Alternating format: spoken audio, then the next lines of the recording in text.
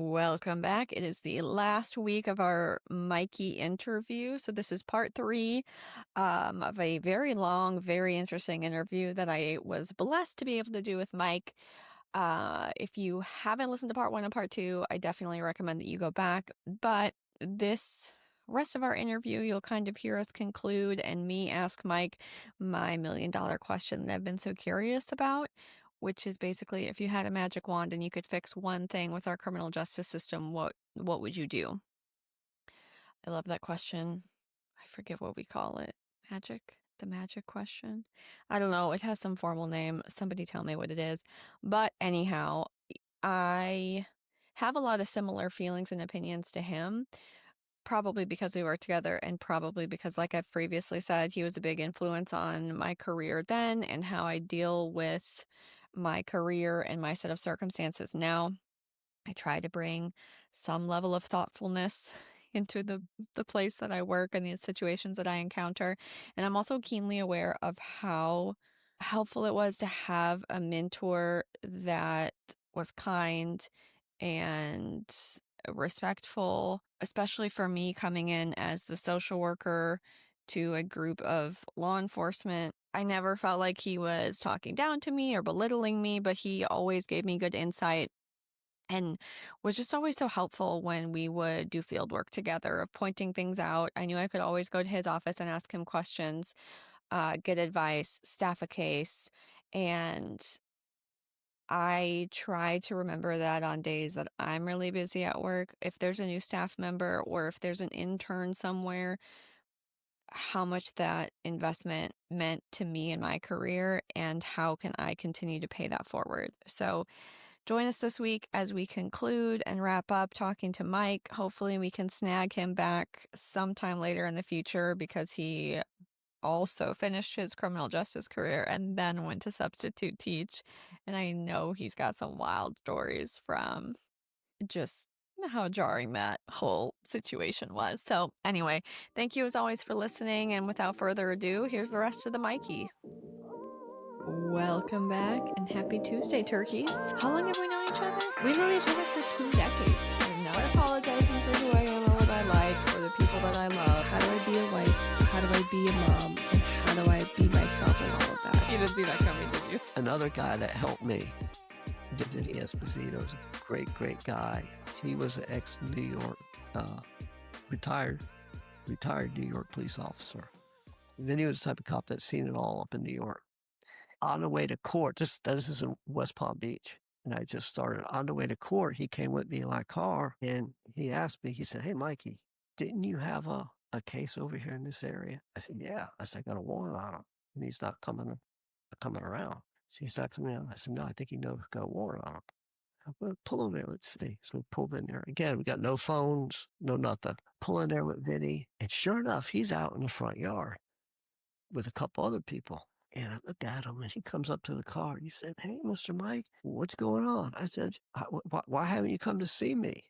I said, "You need to come in and see me." "No, you're going to arrest me if I come in. You got a warrant on me, don't you?" And I said, "No." I said, "I don't have, number one, I don't have time. Number two, did you break any laws?" No, I'm good." I said, "No, then I didn't get a warrant for you." I said, "You need to come on in." I said, "Complete your back monthly reports and we'll be done." I said, I'll see you today then." And I said, "Okay." So I pull out, and he said, "So that was him?" I said, "Yeah." So Vinny's calling the West Palm Beach Police Department. And to get to the part to where they asked, what was the guy wearing? What was he doing in the front yard, all that? And I was like, and Vinny rattles off. He was wearing a white T-shirt. There was 4 other people with him. One of them was working out with weights in the front yard. And he told me, he said, "Mikey, you got to observe everything and know what your suspect has, know what your targets are wearing, everything." And so I got into the habit of doing that. And so that's how I knew what this guy was wearing, you know. But again, it goes back to that sheltered life where, you know, wasn't paying attention. And that was dangerous in and of itself. Yeah. So you did 30 years total. How did you not let it get to you? Or like, what did you do for stress? Because it wore me out for 5 years. Yeah. just having to be on and pay attention. I have such an empathy for police officers that are just doing work on the road all day, every day, because we weren't even out in the field but once a week. Right. But what did you do to like keep your sanity while you were in the job? I worked out as much as I could almost every day if I could Yeah. on lunch break. When I went to the feds, it was almost encouraged that you go work out. And our boss, Steve Townley, who was the chief, and Mark Cook was deputy chief, they would actually be at the YMCA when I would go with other officers at lunch break. So it was generally encouraged to work out, that you took that break. And that was a great stress relief. Yeah. But it was hard. I mean, you get home, you're thinking, I've got this in court the next day. I've got this. I've got these objections that I have to work on to the pre-sentence report. It does take a mental toll. And I mean, speaking of mental tolls, when I started with the feds, this was my picture. Oh my God, Mike, look at how little you are. That was done in 2000. You look so Greek. And after towards my retirement, this is what happened. Oh my God. Oh my God. I need people to know what I'm looking at. It's a picture of Mike clinging onto a roll of toilet paper. And this was during the height of COVID, and there was no toilet paper to be found. And I don't even remember where you got that from, but you went and bought toilet paper at work one day and came in and you were huddling it like a baby. And then I took your photo. Yeah.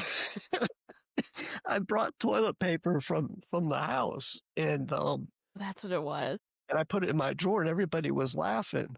And I grabbed the toilet paper. I'm like, "You're not laughing now, are you?" And I was hugging it, and then you took the picture. But Dude, that that's reminds me of my other point of like coping. yeah, I have never enjoyed being around a group of people more than the people in that office, because you're dealing with high stress stuff all the time, yeah, and humor being such a great like coping mechanism. yeah. And then dark humor being especially profound and perverse And throughout the yes, culture of law enforcement. But did you, like for me, I sometimes would have a problem dealing with people who weren't in healthcare or a law enforcement field because I would joke and then it would freak them out.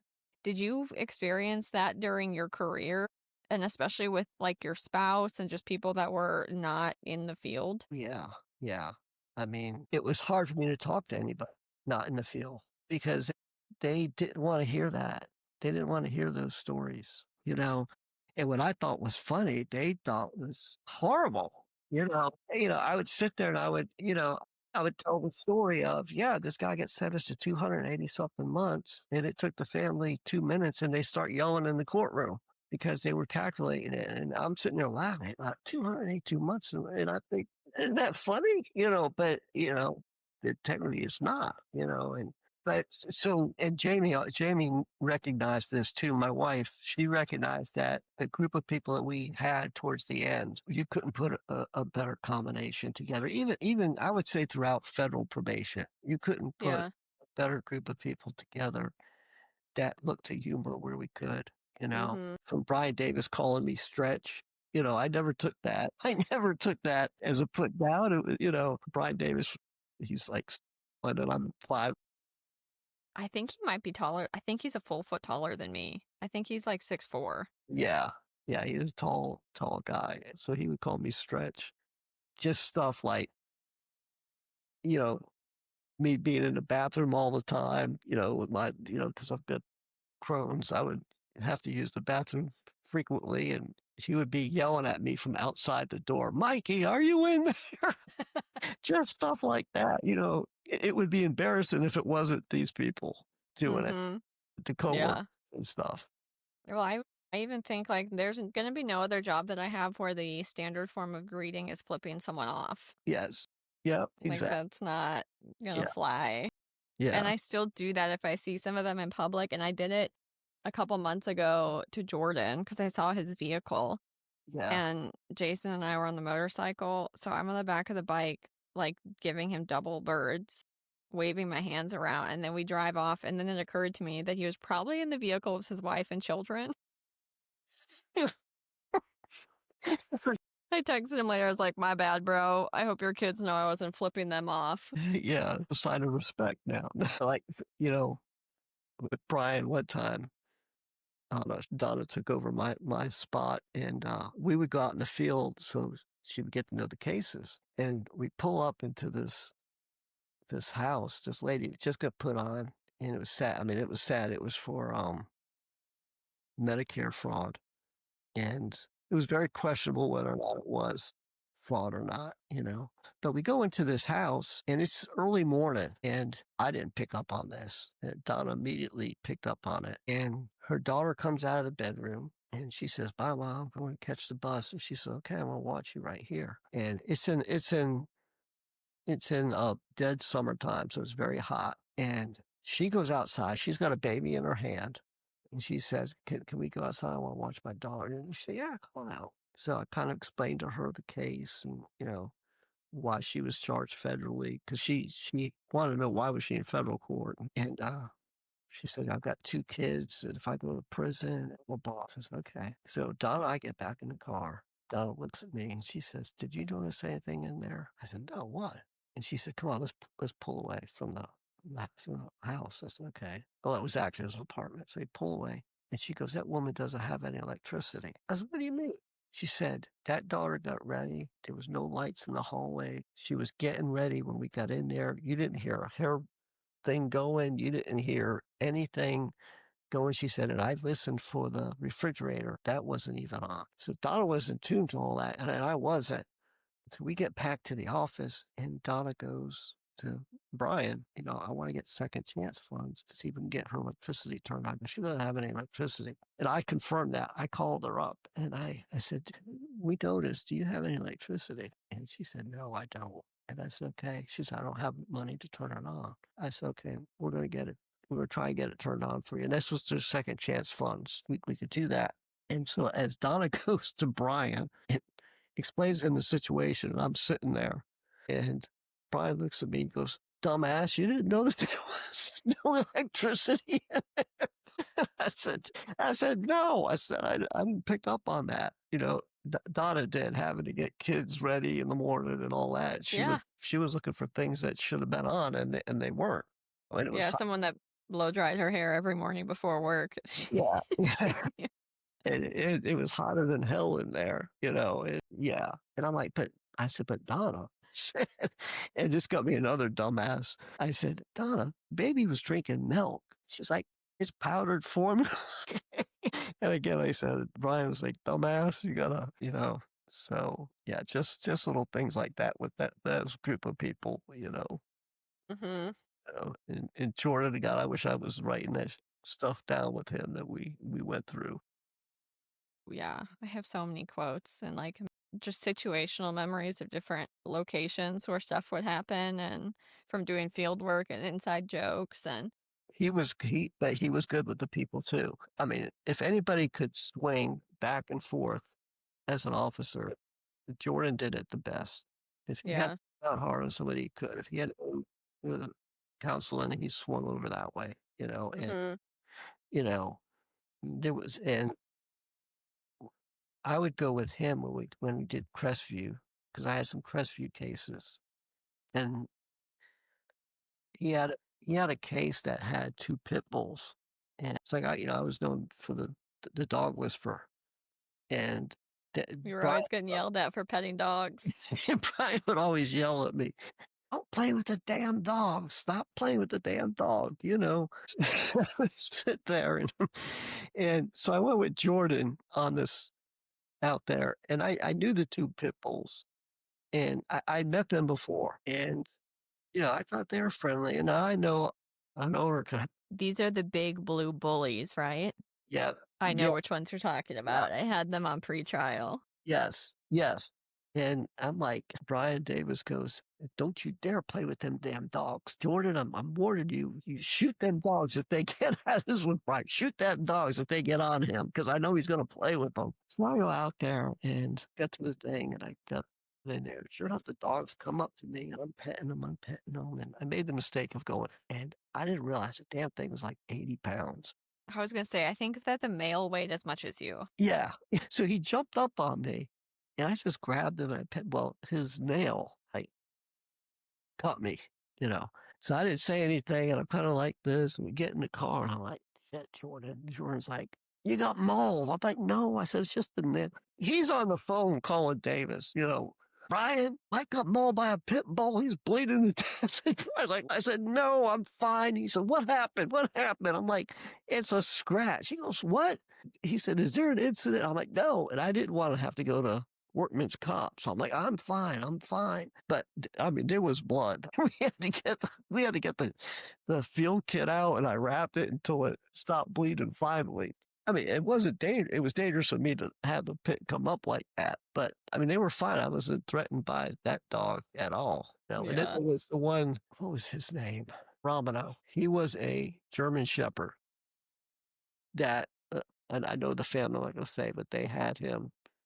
They had him at their shop, and nobody liked Geronimo. Everybody was afraid of him because he was a big German Shepherd. And we go to the house. I remember Donna saying, like, he has cow patties when he poops. They're so big. It's how big this dog is. We pull up there, and I look. I'm like, that dog's friendly. And Davis is like, don't you dare pet that damn dog. Don't you dare.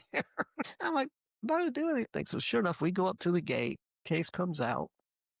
Accidentally, the dog got around the gate. And so I kind of looked at the dog, and I kind of got down, and the dog comes up to me. And I'm petting him. And the owner takes him. He said, get back in that gate. And he shuts the gate. And Davis is looking at me. I'm like, he came right up to me. And I mean, this was a huge German Shepherd. I mean, yeah, he could have mauled me in a second. But, it's just he looked at me like he's not a threat. And I think the owner was afraid that he was going to start to run because Don and I found him walking down Paddle Fox. He got away from the owner of the shop, and we're like, "Is that Geronimo?" It's like, Oh my God. and so we pulled into the shop, and we said, "Geronimo's walking down this street." And they're like, "Oh, he got out again," and they went and got him. But yeah, and being the dog. I think a whole weight went off of Brian's shoulders when you retired just because he didn't have to worry about you petting dogs anymore. Yeah, I'm telling you, it was. So you did your whole career, you did the like rehab, the reentry, the like helping people lens, and the criminal justice side. And then you've been in shoot houses and run scenarios and been in dangerous situations. What's that like for you now or after having that experience? Because I find for me, it's really hard for me to sit on one side or the other of the fence. And most arguments, especially when people are talking about police brutality or, if there's like a use of force shooting with law enforcement, or people talk about tough on crime versus letting people out. Like, I always feel like I have these two opposing points of view all the time. And I feel like I have a lot of empathy for people in the criminal justice system because I've seen the mental health and the substance abuse and how much trauma people come in with and leave with when they get involved in these systems. I've seen also some really horrific people and that have caused, just an absolute wake of destruction and victims behind them.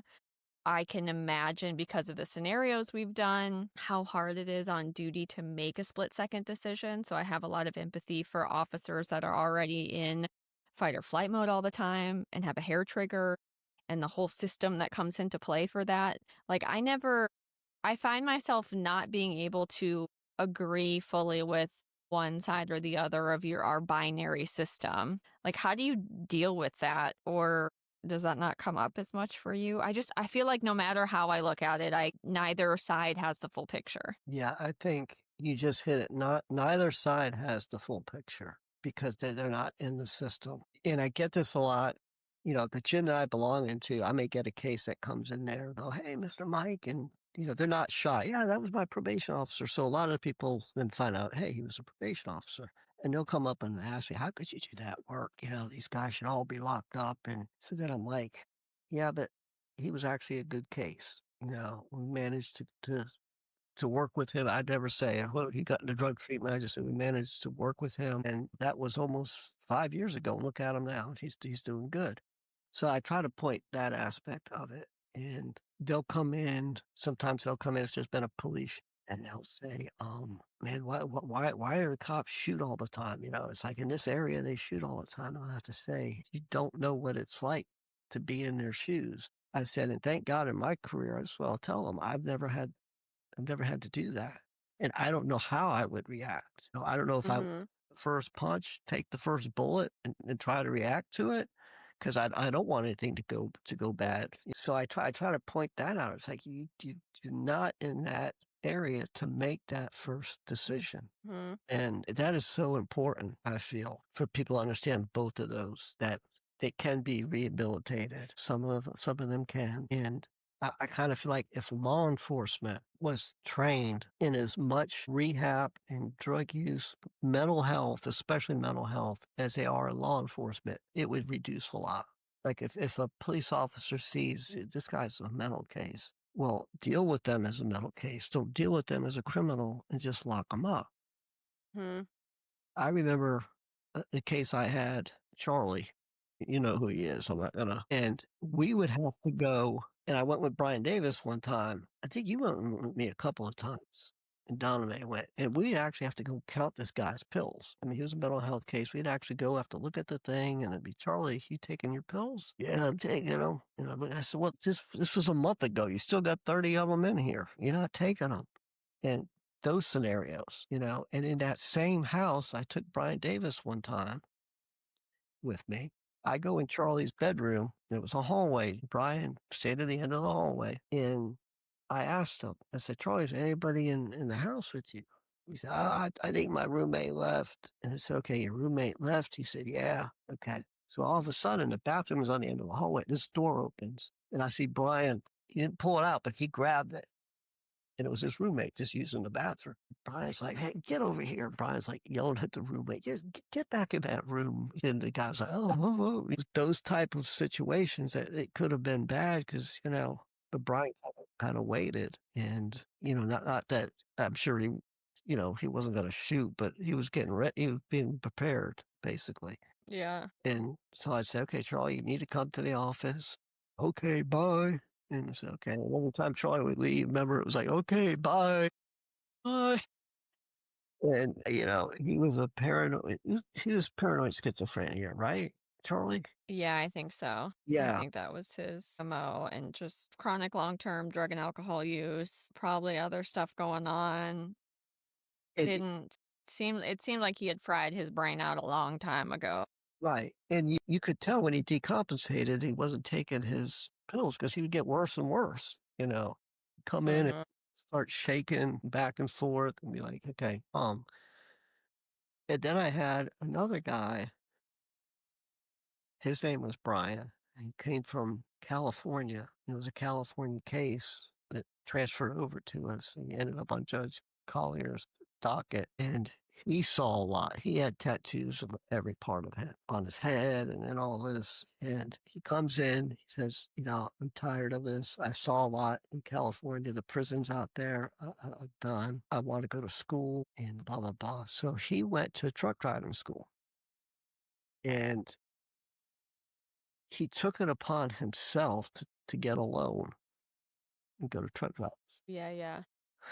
instead of wait for second chance funds because he wanted it to happen real quick. He said he had a prospect of a job with Tyson's, but he needed to do it, so he just did it himself.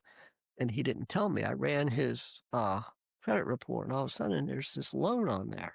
So I called him and I said, Brian, what's this loan? He said, I didn't want to tell you I went to truck driving school myself. And he showed me the certificate, showed me his driver's license. I said, crap. He said, am I in trouble? I said, yeah, you have to report every time you get a thing. You get a loan. So I took it, I didn't violate. I went to talk to Judge Collier about it. And Judge Collier was like, if he did it upon himself, that's fine with me, Mike. Just let it go.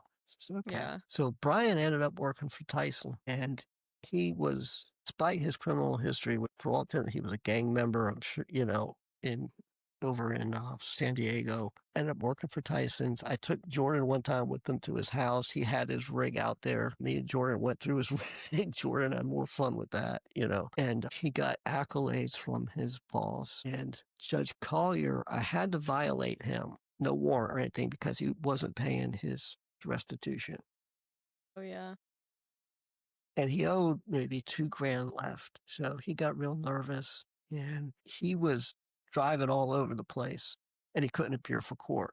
So I told Tom Keith about it, and we had the court appearance, and I told Judge Collier what was going on, that he was driving. Judge Collier said, okay, I'm not going to find him guilty, but I'm going to give him 2 months to pay.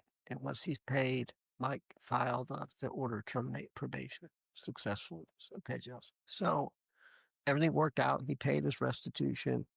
Meanwhile, Charlie's getting ready to term. You and I are at Culver's. I don't know if you remember. I don't know. And I'm sitting there. I was like, okay, let me call these two to let them know that they're off supervision, because I had the termination order signed for Bryant. So I said, Brian, I said, you're off supervision. Judge Collier terminated you. You paid your money. Good luck. And he just started. I could tell he was crying on the phone.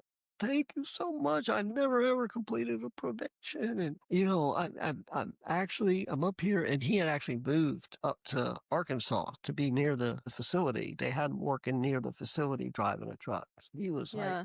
"Thank you so much," and he was crying. And all right, let me call Charlie. So I called Charlie. I said, Charlie, I said, you're finished. You're done with probation. Congratulations. And okay, bye. And he hangs up. And those are the types that we deal with. Yeah. I never would have put money on Brian to succeed, but in the long run, he ended up, my success being he got off of supervision, he was making a living. Whether he's still doing that now, and I hope he is, but I don't know. But for Yeah. nation purposes,. He was a success. Yeah. Charlie, that's another matter. I don't know. I wish him success, but he had no support system in place to help him, and that was the big thing. For 3 Yeah. years, I was his support. I got him the drugs. I got him the mental health drugs to help him through second chance funds. He didn't have money. So myself, Mickey, or clerk, we would actually go to the pharmacy and through second chance funds pay for those mental health drugs that he needed. But there was no support system. If you could wave a magic wand and change one thing that you think would help with the crime problem we have in this country, with everything you've seen, what would you do? Like, what would be your magic wand request? Start very young in the schools, and I'm talking high school and maybe before that. Get them young. When I was Like growing, with treatment or yes, mental health access? treatment, mental health, and also those that are just display criminal behavior, try to show them this is what's going to happen. You continue this. I remember Judge, she had me go to the boys' base to explain to them the federal guidelines. Like if they continue the criminal behavior, especially conspiracies, they're looking at 10, 20 years in the federal system. And that kind of opened a couple of their eyes, as to say, oh shit, well, how can I be in the federal system? Well, if you conspire, I explained to them what a conspiracy was and how they could get trapped in the federal system. And that's what I mean by like getting them young too. And if it's someone's identified as mental health, to let it be known that, you're gonna have to be maybe on medication to control this, and don't be stigmatized by that. Yeah. Yeah. That's the important thing. When I grew up, I don't know if I advocate this. There was a program when I was in high school called Scared Straight. I remember that. They made a TV show out of it too, but the TV show was insane. Yeah, yeah. I don't know if that was over the top or not, but they would literally put these kids in with these criminals, and these criminals didn't hold back. On the TV show. Now, like again, I saw it on TV too, so I don't know how much of it was real or not. But if you let inmates run it, that's the way it's going to be. Yeah. One inmate was like, "I'm gonna make you my bitch when you get in here." You know what that means? And they would be like so raw, and it would really scare crap out of these kids. And whether we need something like that for some of them, I don't know. And I go back to the drug farm that I did. Corporal Harris, that was his name. The drill instructor, Harris, he was the only male role model these kids had. And so when he would Yeah. through the barracks and say, everybody up, let's go running, let's go. Afternoon calisthenics, let's go eat. They would complain about the chow. He would say, you don't complain about the chow, you're getting fed for free, and he would yell at him. But that was the only role model that they had. Yeah. That's the part that I would say you have to get them young. Otherwise, Well, and like what you said about Charlie, like it's a huge gap in the system that you have people with chronic and persistent mental illness that have no support. Right. And then it falls back on the criminal justice system to have an officer who's may or may not be trained with any kind of mental health Right. out here trying to help somebody with medication management, which should at a minimum be an RN. Right. And, and even like what you were saying with the deinstitutionalization, like they dumped all these people out on the street and there's not really any support. And if you have somebody having a mental health crisis, Right. they might be able to hang out in an ER for 48 hours, but then they get dumped right back on the street with the same lack of resources and the same inability to hold down a job. And there's no safety net, and the criminal justice system seems to be the place that they all kind of get caught. Exactly. Yeah. I And then mean, on the flip side, you have people who are actual predators. I think it's the minority of the people that are in the system, but then you have actual predators in these systems getting lumped in with people who are victims, and it's a terrible microcosm of like supreme predators and chronic lifelong victims. And then it's almost as if the predators become worse because they learn all of these therapy tools that they twist into manipulation tactics. yeah. And Exactly. then these victims all get re-victimized, and I don't know how you parse them out. And like you were saying, if we can catch people early when there's problems and help them with support and wraparound services and counseling and mental health care, and for them to have actual like mentors and support while they're in school and try to head some of the stuff off. But it's what we were talking about earlier. It's like you need two prongs, Right. and everybody is only operating with one. Right. Then I don't know how they, as in legislators and, Yeah. lawmakers, I don't know how they get to a place where they can reach across the aisle and realize you need both or this doesn't work. Right. Right. And a lot of times these mental health cases, it's getting better now through the probation system. I saw it out in California when Tony sent me out there. When I got the job as a drug treatment mental health specialist, I knew nothing about mental health. I knew about drug treatment because I'd seen it through Letty and just going through probation. I'm looking at drug treatment and I'm like mental health. I'm like, my God, I don't. So that's why he sent me to San Francisco. He sent me to San Diego, a couple places, and just touched on it, the mental health. And then, you know, uh, uh, so thank God you came along because then I was like, okay, let me bounce this off of Kaylee. I don't know what the hell this person has. And we would deal with it, and I would learn through that. And a lot of places now do have a lot of probation officers do have a mental health person there. I know in South Florida they did. When I joined SISM, that was another great group because there was all mental health specialists in there. That's stress Crisis management. intervention, stress management. Thank you. Yes. When I joined, you were in that. That's right. I taught you. There was all mental health people in there. And Mm-hmm. so I learned a lot from them. And if I had something come up before you came there or if you weren't around, I would call up Patricia down in South Florida and say, Pat, this is what I got, Pat. You know, what's going on? And she would say, this is my clinical diagnosis. This is what you need to do. And we would work on that. But at first, putting these people in my hands, I felt like there's no way I can relate to this or know what to do. Mm-hmm. Yeah. And as it got in there, I'm like, okay, don't confront a paranoid schizophrenic. Don't do this. And yeah. And I remember Rebecca, was it Rebecca? When Rebecca was our clerk, she would always call me and say, like, one of your crazies is out here. She would say, I'd say, who? She would say, Charlie's out here. He's talking to himself. I'm like, oh God. Or I had one that was doing calisthenics in the lobby. Yeah, it was, one that had OCD, and I think she kept going on and off the elevator or something. It was, yeah, that type of bizarre stuff that was hard to deal with when I didn't Mm-hmm. was dealing with.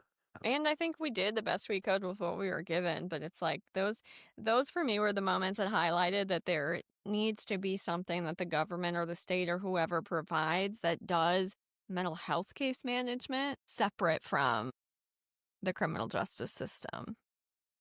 Because they don't need, at some point, some of these folks don't need a criminal justice intervention. They need support and structure and boundaries and resources and stability. And it was gratifying to help with that in the role that we were in, but then it also felt really shitty to be like, this is the only option for these people. Like we're it. Like you and I both had multiple people that would call us when something good happened. And I'm like, how depressing that I'm the only person in your life that you have to share good news with. Exactly. Exactly. Yeah. And it's funny you say that because the Brian I told you, the Tyson truck guy, he would call me every bit of good news he would have. He would call me. And I'm like, this guy's got nobody, you know? Yeah. It's just like to me, that job really highlighted the humanity of people. Like people need people. People just want someone to be proud of them. Again, aside from the predators, because they're lunatics and Yeah. I don't know what you do with them, but the majority of folks just haven't had basic needs met as a Yeah. human. Yeah. Yep. Exactly. Yeah. Just their basic needs, you know? Mm-hmm. So, And what that does to you after like years over years over years and being in and out of the system. And I'd like to think that we did good for some of the people that we encountered, but it started to become too frustrating for me when I felt like there was just not enough that we could do. yes. And that was limited by resources, monetary Mm-hmm. sources, And the politics behind, politics behind it. like, oh, you commit a crime and now you get to do treatment. Like, even if you don't care about the humanity of a person, it's cheaper for the taxpayer if this person doesn't go back to prison. And Right. I don't know how else to communicate that to folks. Exactly. Our substance abuse mental health contracts that we got was so far less than what it would cost to send an inmate to prison. Oh, yeah. And we would have to actually put that in the pre-sentence report when we wrote it. For that year, the cost of an inmate would be this. Like the cost of incarceration for a year for one person. Yeah, it would, because I remember we would have to update the program to reflect the new cost. And it was just amazing how much. Yeah. It was just amazing how much. And again, that was an average. Naturally, to keep them in a maximum secure prison, it was more than actually in the minimum, Yeah. unless they were in a mental health facility, which we had. I think the only one we had left was Texas when I left. There was a facility in Texas, a hospital, and in North Carolina. Yeah. Yeah. Butner is the one I knew of in North Carolina. Yeah. So, But I think they put the severely mentally ill people up there with the severe sexual offenders, which yeah, I was like, that doesn't seem like a good combo. They were right. probably not housed together, but still, I was like, Exactly. And, when I left, it was, I don't know if they've given up on the drugs and, this whole legalization of marijuana, is they've given up on that, the drugs. But it seems like that the new crime is trafficking in firearms. The yeah. firearms was the next big thing that is becoming a problem, Hmm. the handguns and people that shouldn't have a handgun and stuff. That was the big crime, you know, Yeah. coming. And I think it still is to a certain extent. Well, I've picked your brain for the last 2 hours, so I think I might leave you alone now, but I really appreciate all of No, your insight and your history and your storytelling. And if you're willing, I'm going to try to drag you back here another time and pick your absolutely. brain about other things so you can bestow your wisdom upon us. Absolutely. Yep.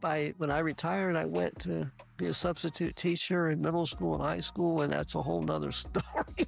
Dude, I was seriously thinking, I was like, we don't have time to cover this right now, but I would really love to talk to you about what your experience was like as a substitute teacher after having done 30 years of working with hardened criminals. It's bad. And I think that's what I come up with.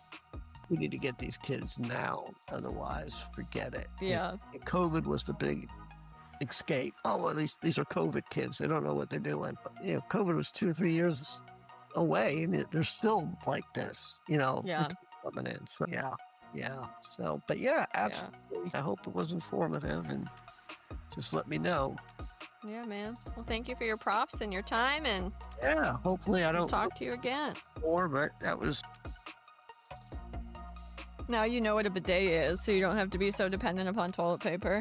See, and this is why my wife married the Greek stud. That's it. That's exactly what it was. All right, Jaylee. All right, until next time, Mikey. All right.